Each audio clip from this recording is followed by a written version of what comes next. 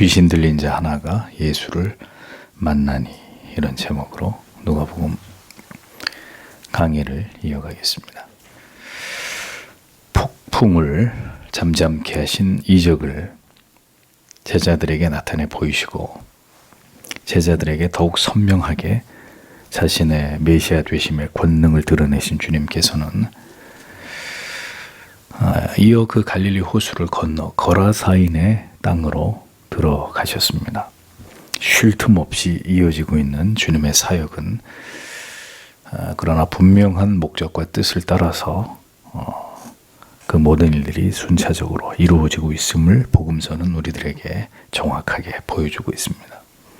인간의 실존을 보게 하시고 영혼을 구원하시기 위해 이 땅에 오신 그리스도의 그 메시아 되심이 주님의 모든 사역 속에 예표로 표적으로 드러나고 있고 그것이 분명한 메시지가 되어서 세상에 선포되고 있었던 것을 우리는 보게 됩니다. 복음서의 기사들이 우리에게 어떤 분명한 메시지를 던져주고 있는지를 신자는 올바로 이해해야 될 필요가 있습니다. 주님의 행적이 기록된 복음서의 내용은 결코 축복이 병의 치유나 귀신을 쫓아냄이나 이런 것들이 초점이 아니라 그리스도의 그 모든 사역이 궁극적으로 우리에게 말씀하고자 하는 바를 올바로 이해하는 것이 복음서를 올바로 이해하는데 가장 중요한 부분이다라는 것을 우리가 잊지 말아야 한다는 것이죠. 그래서 주님이 무엇 때문에 그 모든 일들을 하셨느냐, 언제나 거기에 초점을 두고 그리스도의 메시지를 중심으로 복음의 핵심을 이해하려고 하는 이런 노력이 분명히 요구된다는 겁니다. 자, 이어지는 그리스도의 사역을 보십시오. 26절, 27절에 그리고 그들이 거라사인들의 지방으로 상륙했다. 그것은 갈릴리 맞은편에 있다. 그리고 그가 육지 위로 나오셨을 때 성읍으로부터 귀신들을 가진 어떤 남자를 만났다. 그리고 그는 상당한 기간 동안 옷을 입지 않았다. 그리고 그가 집에 거하지 않고 있었다. 그러나 무덤들 가운데 직역을 하면 이런 뜻이 됩니다. 큰 폭풍이 몰아친 갈릴리 호수 위에서 제자들의 믿음 없음을 꾸짖으시면서 그들을 책망하신 주님께서는 이어서 배를 타고 호수를 건너오시는 또 다른 목적을 이루시기 위해서 거라사인의 지방으로 들어가셨습니다. 거라사는 요단 동편에 위치한 지역으로 화려한 헬레니즘 문화가 자리 잡고 있던 그런 도시였습니다.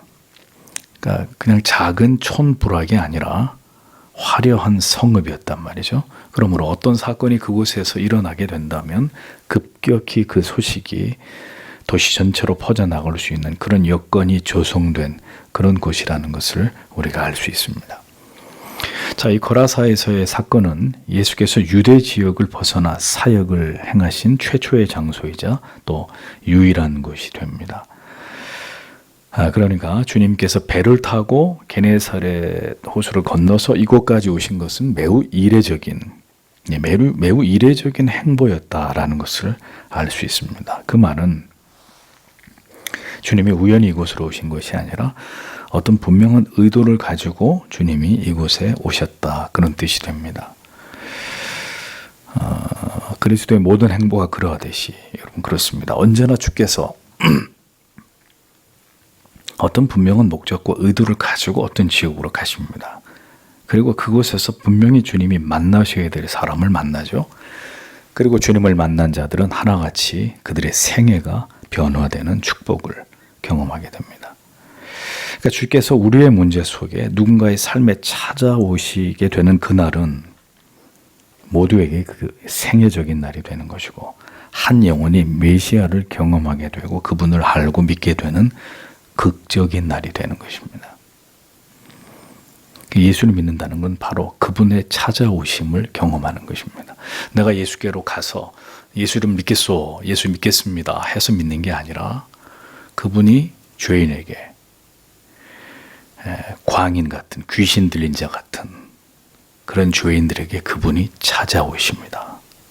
어느 날에 혹 카이로스, 그분이 정하신 그때에 그날이 모든 하나님의 사람들에게 임하게 되기를 간절히 소망합니다.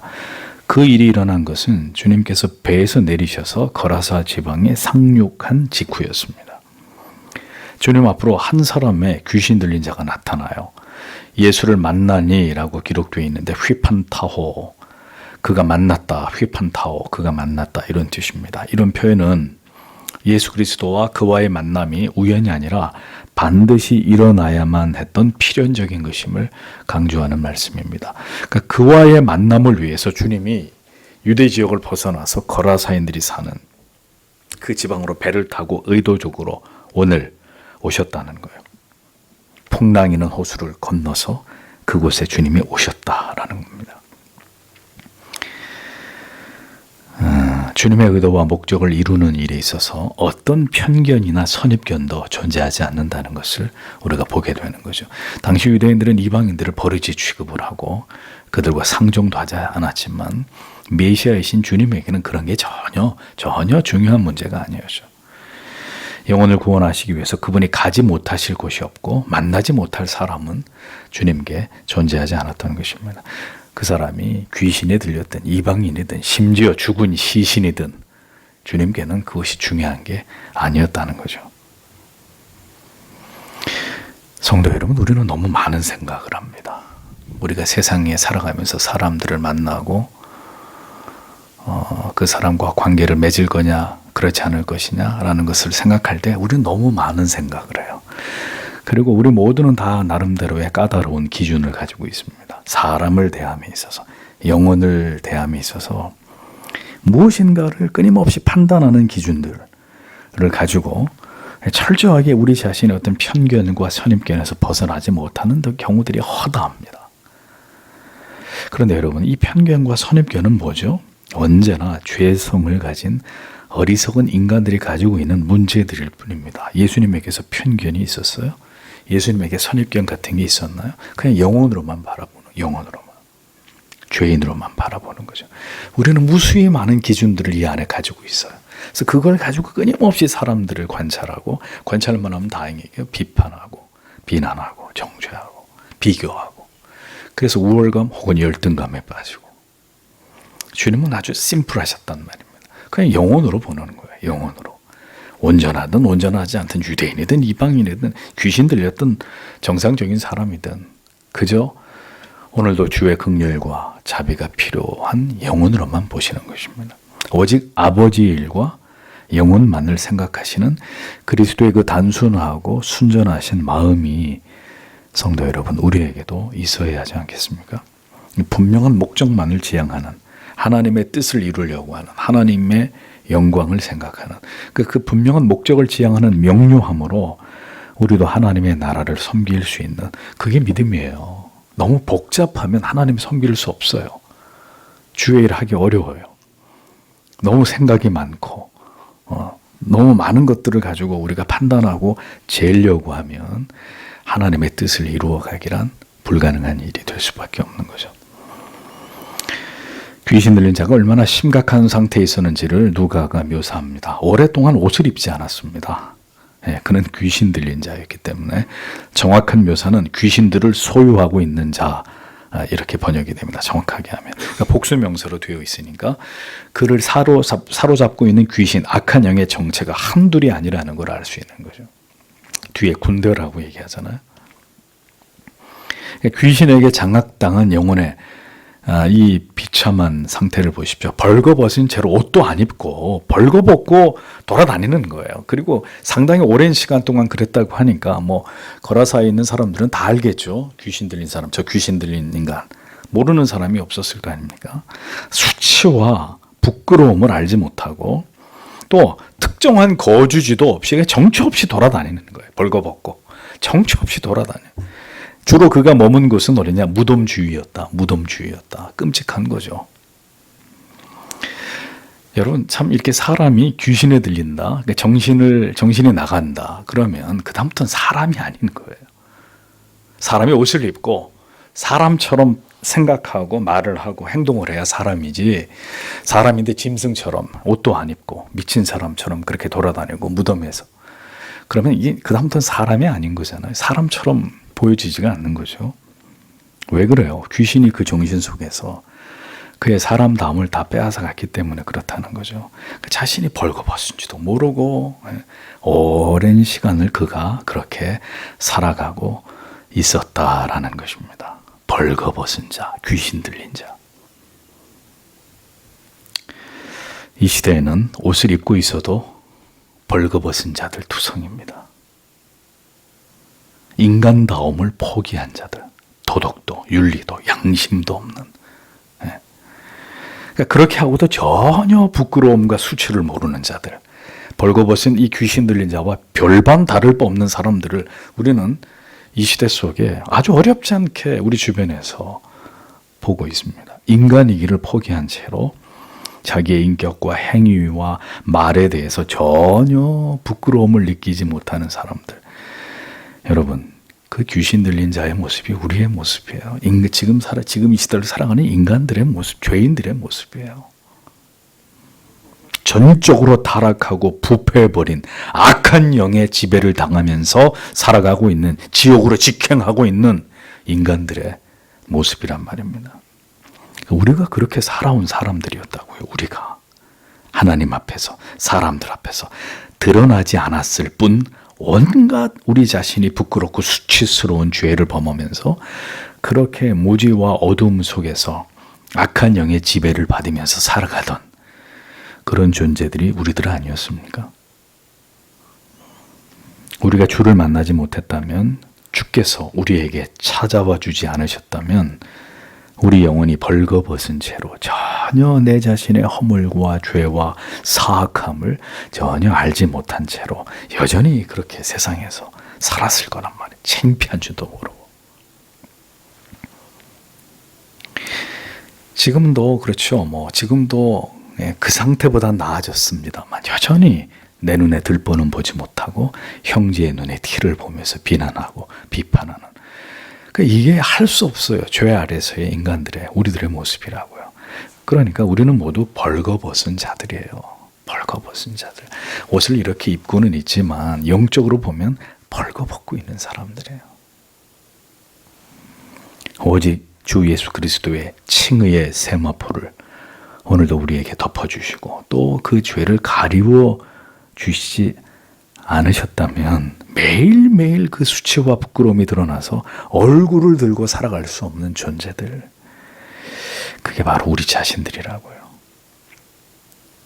언제나 조용히 우리의 영혼이 하나님의 은혜에 머물지 못하고 정처없이 세상을 기웃거리면서 더 화려하고 더 아름답고 이런 것에 우리의 탐욕, 욕망을 자극하는 이런 것들에 언제나 우리의 마음이 돌아다니면서 그렇게 정함이 없는 마음을 가지고, 집을 떠난 그런 마음을 가지고 여전히 세상에서 이렇게 살아가는, 그게 우리 죄인들의 마음 아니겠습니까? 영원한 하나님의 나라의 소망을 두기보다는 죽음으로 모든 것이 끝이 날 우리의 무덤만이 존재할 이 땅의 것에 아직도 집착하면서 그 무덤 주위를 맴돌고 있는 벌거벗은 채로 귀신들한테 사로잡혀가지고, 그게 인간의 모습이라고. 인간의 모습. 여전히 먹을 것, 마실 것, 우리의 거할 곳에 대한 지대한 마음을 거기에 두면서 무덤 주변을, 다 죽으면 그만인 것을, 그 죽음 무덤 주변을 맴돌면서 서성이고 있는, 그게 우리들의 모습이다라는 것입니다. 주 예수께서 우리를 불쌍히 여기사 오늘도 그 가운데 있는 우리들에게 진리의 말씀으로, 은혜의 깨달음으로 찾아오셔서 우리의 마음과 생각을 돌려주시기만을 우리는 기도할 수밖에 없는 것입니다. 이 썩어질 세상에 여전히 미련을 두고 세상에 속한 것에 집착하고 거기에 매이고 묶이고 여전히 세상에 속한 인간적인 이념과 사상과 가치들에서 벗어나지 못하는, 그리스도에게 속하였으나 여전히 때때로 악한 영의 미혹에 사로잡혀 있는 이러한 우리의 연약한 모습들을 우리는 오늘도 이 귀신 들린 자의 모습 속에 보는 것입니다. 벌거벗은 그 광인을, 이 귀신 들린 자를 구경하지 마세요. 그 모습이 우리의 과거의 모습이고 때때로 지금의 우리의 모습일 수도 있다라는 것을 잊지 말아야 합니다. 오직 주의 은혜가, 주의 붙드심이, 그 모든 죄와 허물을 가리워 주시는 하나님의 은혜와 사랑이, 그 가운데 우리를 때때로 건져내어 주시는 하나님의 그 크신 은혜가 우리에게 날마다 날마다 필요할 따름이다 라는 것을 잊지 않고 우리는 살아가야 한다는 것입니다.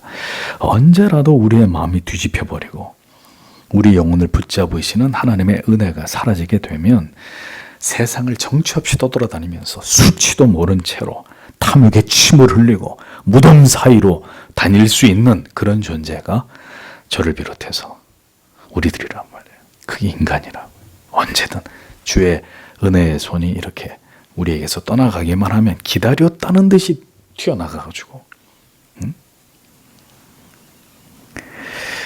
그런 우리들에게 베풀어 주신 주의 은혜가 실로 크다라는 생각을 우리가 언제나 하고 살아가야 하는 것입니다. 28절을 보십시오. 그런데 예수를 보더니 그가 크게 부르짖고 그에게 엎드렸다. 그리고 그가 큰 소리로 말하였다. 무엇이 나와 당신에게 있습니까? 지극히 높으신 하나님의 아들 예수여, 내가 당신께 간청합니다. 당신은 나를 괴롭히지 마십시오. 이렇게 기록되어 있습니다. 귀신이 그 사람 속에서 역사하고 있는 모습을 누가가 증언합니다. 그가 예수를 보자마자 어떻게 했어요? 크게 부르짖으며 엎드렸습니다. 큰 소리로 말하기를 나와 당신이 무슨 상관이 있습니까? 이렇게 말했다고 증언합니다. 당신과의 만남으로 인해서 무슨 이익이 내게 있겠습니까? 이 귀신이 묻고 있는 거예요. 그러니까 이 귀신은 이미 예수께서 누구이신지를 알아본 거죠. 주님께서 거라사에 당도하자마자 그걸 즉시 알고 귀신도 주님 앞으로 달려온 거예요. 이제 자기는 끝장났다라는 걸 알기 때문에 하나님의 아들이 나타났단 말이죠. 지발로 달려 나온 거예요. 그래서 아니 왜 여길 왜 오셨습니까?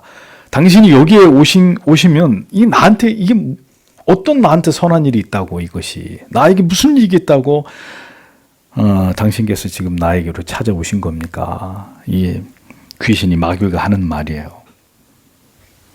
그러니 귀신의 입을 통해서 다시 한번 그리스도께서는 존귀하신 하나님의 아들이시고 이 귀신이 이렇게 벌벌 떨고 그 앞에 엎드릴 만큼 두려운 존재라는 것이 드러나고 있는 거죠. 악한 사탄 마귀를 제어할 권세가 언제나 영원히 하나님과 하나님의 아들에게 있음을 보여주면서 마귀를 멸하러 주께서 이 땅에 오신 사실을 주님의 이 거라사의 행보는 뚜렷하게 그것을 드러내고 있는 것을 보게 되는 것입니다. 귀신 들린 자의 입을 통해서도 그리스도의 메시아 되심은 다시 한번 여러 증인들 앞에서 알려지고 있는 모습을 볼 수 있는 거예요. 그러니까 귀신이 쫓겨나가고 이러는 것은 귀신의 권위, 사도적 권위, 복음의 권위를 드러내기 위해서 그 시대에 일어났던 일이에요. 그런데 왜 지금 예수 흉내를 내고 사도 흉내를 내면서 귀신 쫓는다고 이상한 짓거리 하냔 말이에요. 그 자리에 예수님이 계셔요. 사도가 계세요. 누가 영광을 받는 거예요? 그런 짓을 하면. 그런 정신 나간 짓이란 말입니다. 귀신 들린 자의 입을 통해서도 메시아 되심이 드러나고 있어요. 저가 뉘기의 바람과 물을 명하며 순종하는 거라고 두려워하며 서로 수근거리던 제자들 앞에 또다시 기이한 광경이 지금 자기들 눈앞에 벌어지고 있는 거예요. 잠시 전에 풍랑이던 호수를, 바람을 잠잠케 하시던 예수님. 자, 이제 거라사 지역에 도착을 했단 말이죠. 이번에는 도착하자마자 귀신 들린 자가 예수님 앞에 와서 자, 이런 말을 하고 있는 이런 광경을 예수님의 제자들이 보고 있는 거예요. 자, 이런 일들을 제자들이 여러 차례 예수님과 함께 다니면서 목도했을 거 아닙니까? 그러면 이런 일들을 통해서 분명 예수 그리스도가 메시아라는 것에 대한 확고한 믿음을 가질 수 있었을 터인데도 불구하고 예수의 제자들은 주님께서 잡히시던 밤에 뿔뿔이 다 도망치고 말았죠. 그게 인간이란 말입니다. 그러니까 뭘 본다고 해서, 뭘 경험했다고 해서 우리가 예수를 부인하지 않을 것 같느냐? 아니라는 거예요. 오직 하나님의 말씀에 매이고 붙들리고 성령에 사로잡히는 것 외에는 답이 없는 거지. 뭐를 경험했다, 뭘 들었다, 뭘 봤다고 해서 그게 우리의 믿음을 지켜줄 것 같으냐. 예수의 제자들을 보란 말입니다. 두려움보다 더 큰 믿음, 마음의 확신조차도 절대 인간이 만들어낼 수 있는 게 아니라 그 또한 하나님이 우리에게 부어주실 때 가능한 것이다 라는 것을 우리는 깨닫게 되는 것입니다. 아무리 많은 표징과 이적과 기적을 보았어도 결국 믿지 못하는 것이, 믿음이 쉬 생기지 못하는 것이 인간의 부인할 수 없는 한계입니다. 우리가 어떤 가운데서도 믿음을 지킬 수 있는 것은 오직 하나님의 은혜가 있을 때 가능한 이야기인 거지, 내가 뭘 어떻게 했다고 해서 그런 것이 결코 아니라는 거죠. 귀신이 자기를 괴롭게 하지 말라고 간청한 의미는, 귀신과 마귀들은 그리스도께서 재림하셔야 어떻게 되죠? 무저갱으로 다 들어가게 되는 거죠. 마귀와 귀신 그걸 알고 있는 거예요. 주님이 다시 이 땅에 재림하실 때가 돼야 자기들이 다 다시 감금을 당한다는 걸 알고 있단 말이죠. 그러니까 아직 주의 심판의 때가 오지 않았기 때문에 주님 아직은 우리를 멸하지 말아 주십시오. 그 얘기예요. 예수님이 왜 이 귀신 따위가 예수님께 부탁하는 걸 들어주셨을까? 좀 의아하게 생각되실 수 있겠죠. 그러나 궁극의 때가 오기 전에는 하나님의 섭리와 뜻 가운데 여전히 여러분 이 세상에는요, 공중의 권세 잡은 세상의 임금에 의해서 사탄, 마귀, 귀신들이 인간들을 미혹하고 타락케 하고 죄악으로 창궐케 하는 일들이 일어나도록 허용하시는 거예요. 그래서 세상에 악한 일들이 벌어지는 거예요. 악인들이 있고 가공할 만한 그런 엽기적인 이런 일들이 일어나는 거예요. 사람들의 영혼 속에 이 악한 영들이 춤을 추면서 그들을 역사해서 온갖 추악한 일들이 일어나게 만드는 거죠. 그러니까 아직은 그때가 아니기 때문에 지금보다 더 악해질 수 있고 더 잔인해질 수 있고 더 흉악한 짓들을, 사악한 짓들을 행할 수 있어요. 지금은 마음대로 활개를 치면서 악한 영들이 역사를 하고 있는 시대이기 때문에. 세상이 이렇게 악해져도 하나님이 이 땅을, 모든 사악한 세력들을 척결하시고 심판하지 않으시는 단 하나의 이유는 아직 그때가 오지 않았기 때문이다. 그러니까 하나님이 이렇게 정확하신 분입니다. 우리처럼 아무렇게나 시도 때도 없이 임의로 막 변경하고 바꾸고 이렇게 하시는 하나님이 아니라 모든 것은 하나님의 정하신 때에 하나님의 뜻대로, 하나님의 계획대로 한치 오차도 없이 그렇게 되어지고 그 일들이 역사 속에서 일어나는 것이라는 거죠. 하나님의 그 완전하신 계획 속에서 지금도 모든 일들이 일어나고 있는 것일 뿐이다. 주님은 절대로 그것을 임의로 깨트리시거나 변경하시는 분이 아니시라는 겁니다.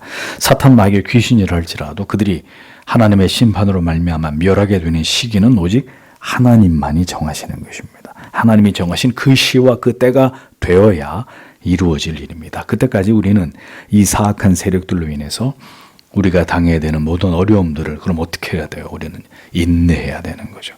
그 가운데서 그리스도께서 우리를 지키고 보호하신다는 것을 믿고 이겨야 되는 거예요. 두려움 없이 담대하게 마귀를 대적하는 그리스도인의 삶을 살아가야 한다는 것입니다. 29절을 보십시오. 왜냐하면 그가 더러운 영에게 그 사람으로부터 나오라고 명하셨기 때문이다. 왜냐하면 그가 많은 기간들 동안 그를 사로잡았었기 때문이다. 그래서 그는 지켜지며 쇠사슬들과 족쇄들로 묶여 있었다. 그런데 그는 쇠사슬들을 끊고 귀신에 의해 광야들로 내몰아지고 있었다. 이렇게 기록되어 있습니다. 자, 귀신이 자신을 괴롭게 하지 말라고 예수님께 호소한 이유가 뭐냐?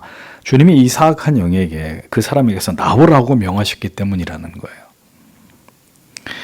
귀신 들린 자는 이미 귀신의 강력한 능력을 얻어서 누구도 그를 제어할 수 없는 이런 상태에 있었습니다. 그래서 긴 시간 동안 귀신에 사로잡힌 그는 항상 난동을 부리면서 가만히 한 곳에 머물러 있지 않았기 때문에 사람들이 그를 어떻게 했겠어요?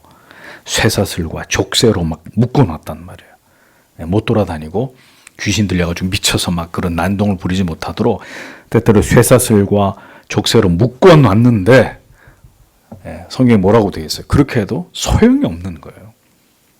귀신 들린 사람은 정상적인 사람의 그 힘 이상의 그걸 능가하는 힘을 가지고 있으니까 못 말려요. 귀신 들린 사람을. 우리의 힘으로 사람의 힘으로 제어할 수가 없는 거예요. 귀신 들린 사람이기 때문에.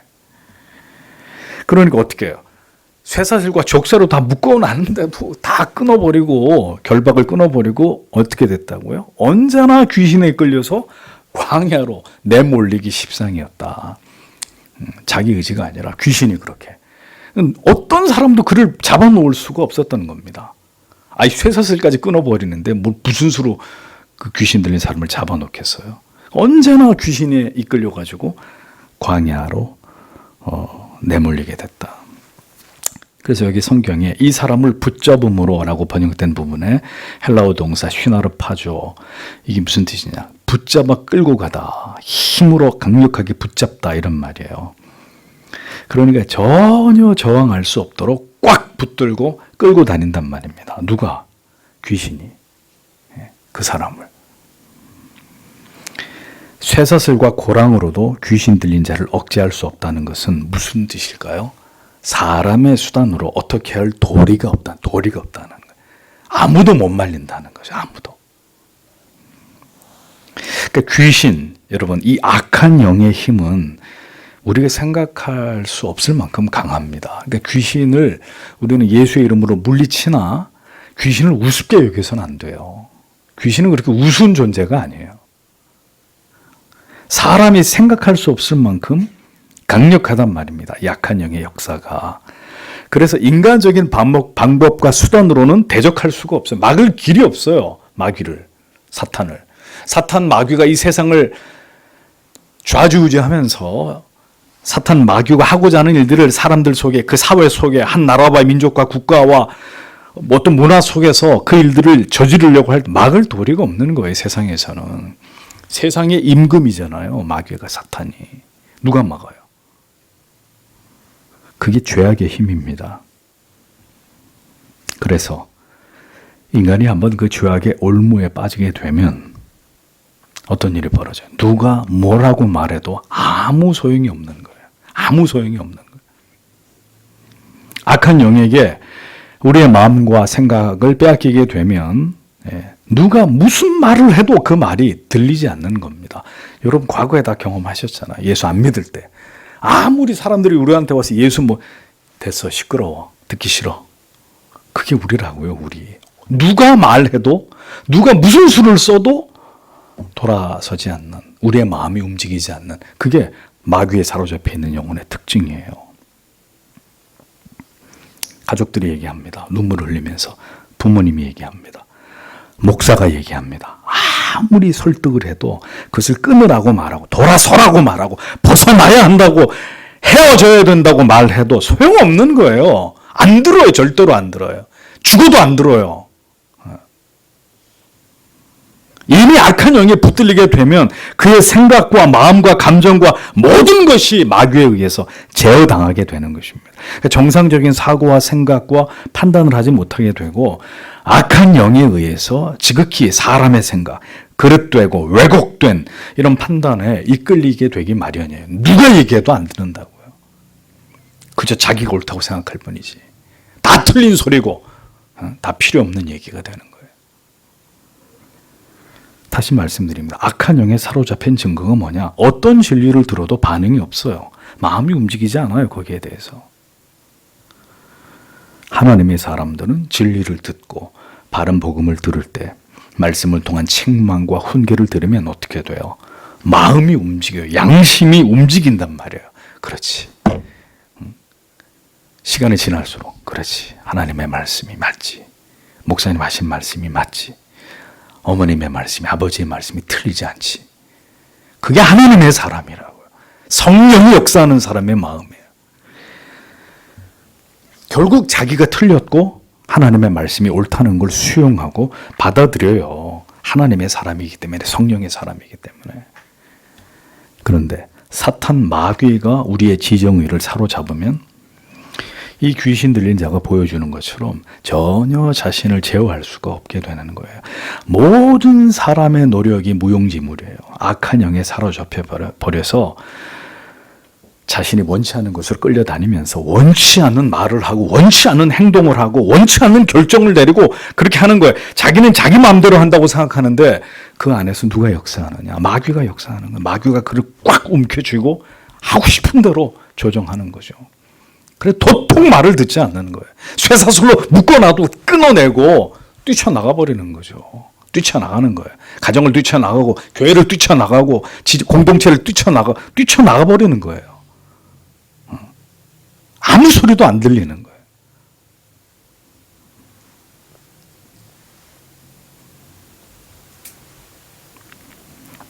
우리가 주의 은혜로 어느 날 그 결박이 풀어질 때 비로소 깨닫는 거죠.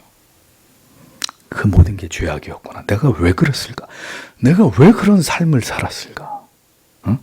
내가 왜 그런 말을, 행동을, 그런 판단을, 그런 결정을 내렸을까? 왜긴 왜요? 그게 미혹의 결과물이죠. 마귀한테 당한 그 대가죠. 우리 모두가 그리스도 밖에서 그렇게 살았던 자들이라니까요. 다른 사람 얘기가 아니라.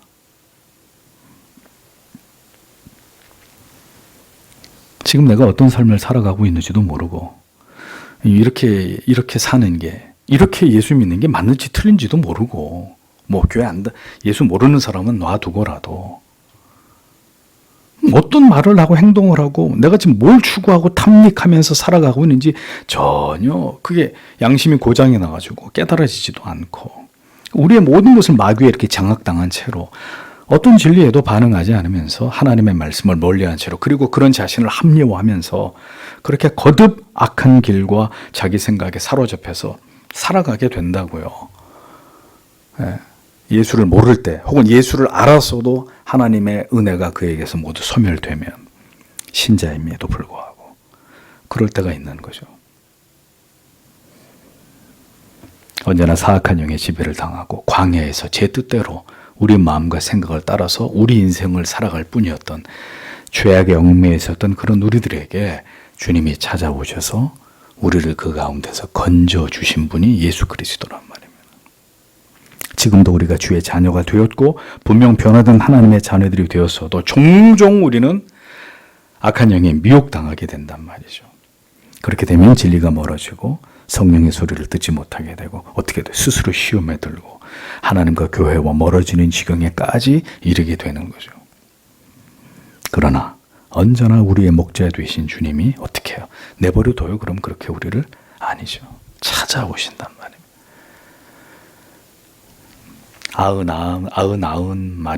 99마리가 우리 안에 있어도 한 마리의 양이 그 우리 안에 들어와 있지 않으면 그 한 마리 잃은 양을 찾으러 목자가 나서는 거예요. 그런 마음으로 찾아가신다고요. 그래서 그 마음을 돌이키고 그 죄악에서 벗어나게 하고 그 어리석은 고집 생각 속에서 하나님과 하나님의 나라를 생각하지 않고 우리 자신만을 생각하려고 하는 그 옹졸함 속에서 우리를 다시 그리스도께서 끄집어내신단 말이죠. 우리가 있어야 할 곳에 있게 하시고 우리가 바라보아야 할 바를 바라보게 하시는 것입니다. 오늘도 그렇게 우리에게 은혜를 베풀어 주시는 주께서 우리와 함께 하시기에 우리는 넘어지고 쓰러져도 때로는 우리 자신도 억제할 수 없을 만큼 뭔가에 홀려가지고 세상으로 우리가 죄에 넘어지는 쓰러지는 일이 일어나더라도 어떻게 돼요? 다시 일어나서 하나님께로 향해 나아갈 수 있게 되는 것입니다. 오늘도 하나님의 말씀과 그 은혜에 사로잡히지 않는다면 그 은혜의 방편들을 가까이 하지 않고 깨어있기를 소홀히 여긴다면 성도 여러분 언제든 사탄 마귀에게 또다시 틈을 줄 수 있는 거예요. 우리가 완전히 사탄 마귀에서 그 압제에서 벗어나서 예수의 사람이 되었지만 그렇다고 해서 마귀의 영향력을 전혀 받지 않는 게 아니라고요. 우리는 더 이상 마귀의 수하에 있지 않아요. 죄의 지배 아래 있지 않아요. 벗어났어요. 그런데 때때로 우리의 연약함이 스스로 또다시 하나님의 은혜의 법 안으로 들어와서도 율법의 법 안으로 기어 들어가듯이 예? 바울이 얘기하잖아요. 또다시 우리가 그 죄성으로 기어 들어간다고요. 육의 생각으로. 그런 일들은 일어납니다. 다시 마귀에게 틈을 줘서 우리로 하여금 마귀의 미혹에 무너지게 되고 하나님을 멀리하게 되는 일들이 예수를 믿어서 하나님의 자녀가 되었고 그 소유권이 완전히 바뀐 하나님의 백성들 안에서도 일어난다고요. 그러면 우리 자신도 이해할 수 없는 어리석은 생각과 고집과 주장에 사로잡히게 되고 그래서 더 하나님과 멀어지고 죄를 범하고 급격히 믿음이 뒷걸음질 치게 되는 그런 일들이 신자 안에도 일어난단 말입니다. 그래서 뭐라고 말씀하신 거예요? 깨어 있으라고 하시는 거죠, 주님이. 깨어 있으라고. 악한 마귀가 언제나 삼킬 자를 두루 찾고 있다고 말씀하셨잖아요. 할 수만 있으면 믿는 자까지 미혹해서 넘어지게 할 수 있다고 경고하셨잖아요.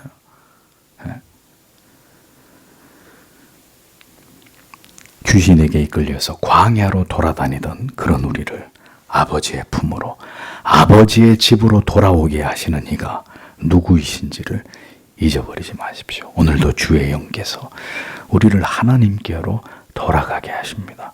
잠시 우리의 마음과 영혼의 상태가 죄와 불순종으로 흐트러지고 하나님과 멀어지는 때가 있다 할지라도 그렇게 우리가 어리석음과 무지가 우리를 어리석고 미련한 길로 인도할 때 다시 찾아오셔서 우리의 손을 붙잡고 하나님께로 인도하시는 그 성령께서 오늘도 우리와 함께 하신다라는 것을 잊지 말아야 합니다.